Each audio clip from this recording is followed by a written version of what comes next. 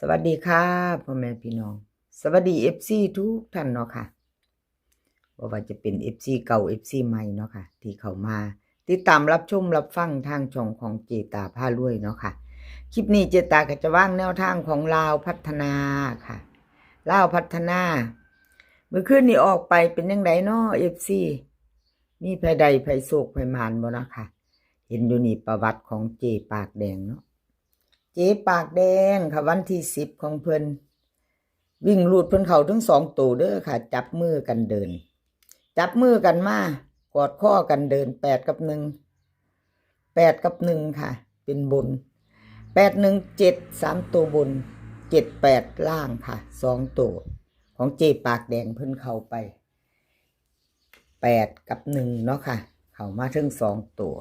วันที่8เพิ่นหลุดไปค่ะเจตาให้เบิ่ง2งวดเด้อค่ะคลิปนี้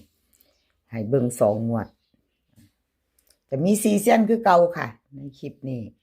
เจ๊ปากแดงอเพชรล็อกเทียนทะเลเลขลับน้ำโสมค่ะ4เส้นดังในคลิปนี้เจ๊ปากแดงค่ะ FC ใครจะตามต่อกับเพิ่นเตรียมแคปหน้าจอเนาะค่ะเพิ่นให้มาแล้วค่ะเพิ่นให้มาแล้ววันที่12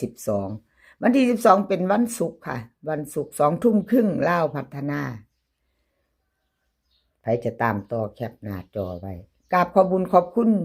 เจ๊ปากแดงหลายๆเด้อค่ะที่ให้แนวทางมาวางทางช่องของเจตาเนาะกราบขอบพระคุณเป็นอย่างสูงค่ะเอามาตามต่อกับเจ๊ปากแดงค่ะเจ๊ปากแดงวิ่งลูดเพิ่นให้มา6 กับ 4ค่ะ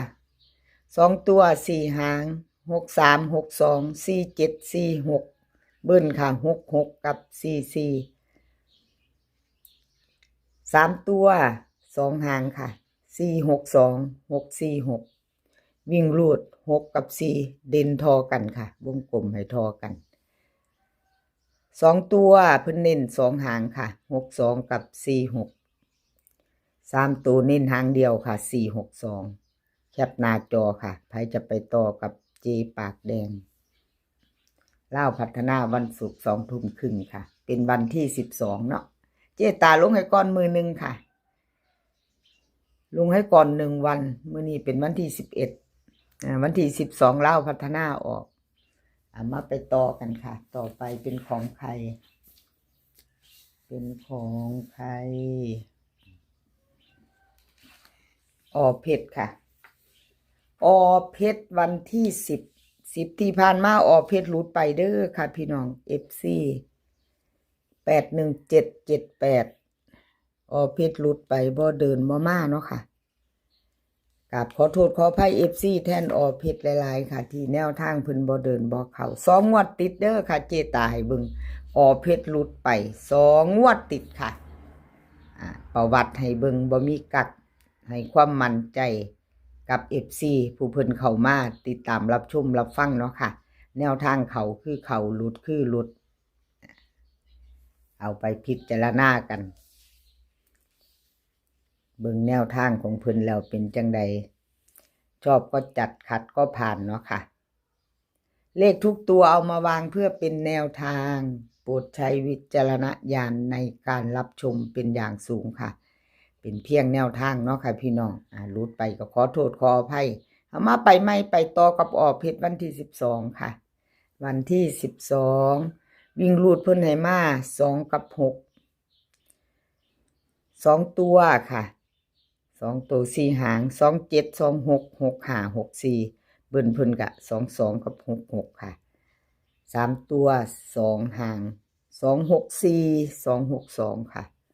วิ่งลูดเพิ่นเด่นทอกัน2 กับ 6 2ตัวเน้น2หางค่ะ2 6กับ6 4 3ตัวค่ะ2 6 2เพชรไปจะตามต่อวันที่12กะแคปหน้าจอเนาะค่ะพี่น้องเอาไปพิจารณาเอาชอบก็จัดขัดก็ผ่านเนาะกราบขอบคุญขอบคุณเพชรหลายๆเด้อค่ะที่ให้แนวทางมาว่างทางช่องกราบขอบพระคุณเป็นอย่างสูงค่ะแนวทางเพิ่นให้มาตลอดเนาะค่ะบ่ว่าจะเข้าจะหลุด กราบขอบพระคุณหลายๆเอาแคปหน้าจอค่ะใครจะตามต่อแคปแล้วไปต่อมาแล้วค่ะเลขรับน้ำโสมเลขรับน้ำโสมวันที่10ที่ผ่านมาเนาะค่ะ2ตัวมา1ตัวค่ะ2ตัวมาตัวหนึ่งเด้อค่ะรับน้ำโสม87178ของเพิ่นเข้าไป8ตัวเดียวเนาะค่ะวิ่งรูด8ตัวเดียวแต่มาทั้งบนทั้งล่างเนาะค่ะสายวิ่งสายรูดค่ะคันเพิ่นตามเนาะถ้าเพิ่นตามเพิ่นชอบอาจจะโชคดีจะมานอยู่เนาะค่ะถ้ามีไผตามวันที่8เพิ่นก็เข้าอยู่ค่ะ6บน6ล่างคือกันรับน้ำโสมเจตาให้เบิ่ง2งวดเด้อค่ะประวัติของหลายๆเซียนหลายๆเซียนก็ให้เบิ่งผู้ละงวด2งวดค่ะเบิ่ง2งวดให้ความมั่นใจของ FC ให้เพิ่นเบิ่งที่ผ่านมาเนาะค่ะตอนเพิ่นสิตัดสินใจแคปหน้าจอแล้วไปต่อพิจารณาเนาะจะมีประวัติให้เบิ่งเลขรับน้ำโสมค่ะลาวพัฒนาวิ่งรูดของเพิ่นมี4กับ6ค่ะ4กับ6 4กับ6 2ตัว4หางค่ะ41406362เบิ้ล44กับ66ค่ะ3ตัว3หาง640463 วิ่งรูดค่ะ4กับ6เด่นเท่ากันวงกลมให้ท่อกันค่ะ40กับ62ค่ะเน้น2ตัว2หาง3ตัวเน้น2หาง640462แคปหน้าจอค่ะใครจะไปต่อกับเลขรับน้ำโสมเนาะกับขอบคุญขอบคุณเลขรับน้ำโสมค่ะที่ให้แนวทางมาว่างทางช่องของเจตามาตลอดเนาะค่ะขอบพระคุณเป็นอย่างสูงเลขรับน้ำโสมใครจะตามก็เพิ่นกับแคปหน้าจอค่ะพี่น้องแคปหน้าจอเอาไปต่อถ้าชอบกระจัดคัดกระพานเนาะมาไปต่อเป็นของใครแคปหน้าจอค่ะ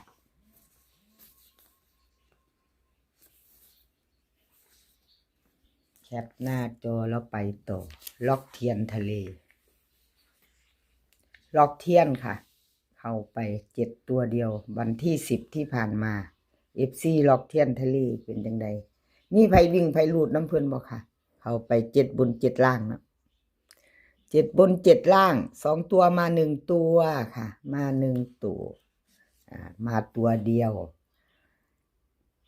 ล็อกเทียนทะเลวันที่8ก็มาตัวเดียวค่ะ2บน2ล่างคือกันวิ่งลูดของเพิ่นเนาะ2งวดค่ะเจตาให้เบิ่งประวัติล็อกเทียนทะเลมาตามไม้ไปต่อค่ะวันที่12เป็นวันศุกร์เนาะค่ะวันที่12ล็อกเทียนทะเลวิ่งลูดเพิ่นให้มา3กับ5ค่ะ3กับ5 2ตัว4หาง35 37 51 50เบิ้ลค่ะ33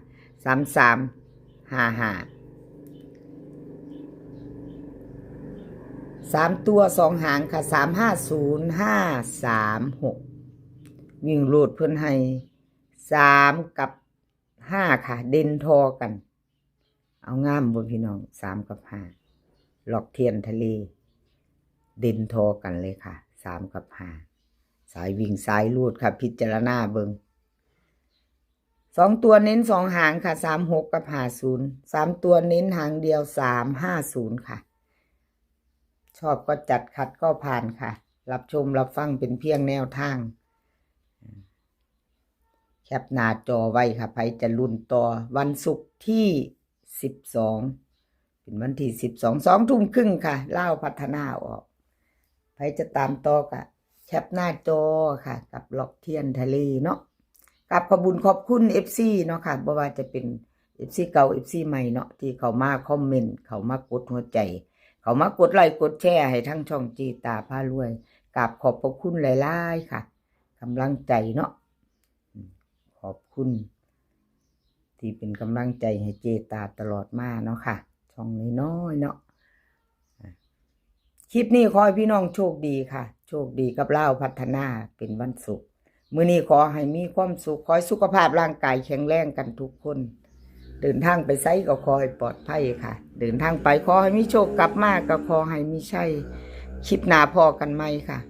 คลิปนี้ก็สวัสดีค่ะ